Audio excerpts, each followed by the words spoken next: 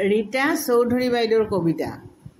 এইবাৰ শুকান পাতবোৰৰ দৰেই মই সৰিম, শূন্য হম ফাগুনত, ধূলিত পোত যাম।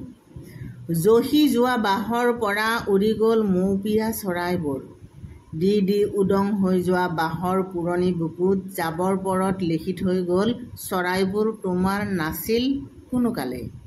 চৰাইবোৰ আছিল আকাশৰ, চৰাই ধৰা শেনবোৰৰ লগতে উৰি গ'ল সিহঁত, নতুন পাখি মেলি গ'লগৈ।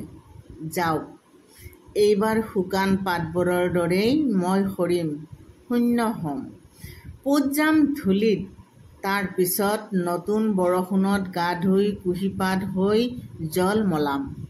চৰাইবোৰক কোৱা নহ'ল এৰি গ'লেই শূন্য হৈ যোৱা মই কোনোদিনেই মাত্ৰ এটা বাঁহ নাছিলোঁ।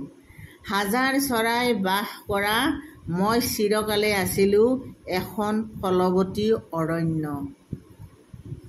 কি সুন্দৰ কবিতা! বহুত ধন্যবাদ ৰীতা বাইদেউ। আৰু কবিতাটোৰ শিৰোনামটো দিয়া নাই, পাঠকে অনুভৱ কৰি নিশ্চয় শিৰোনামটো লৈ ল'ব।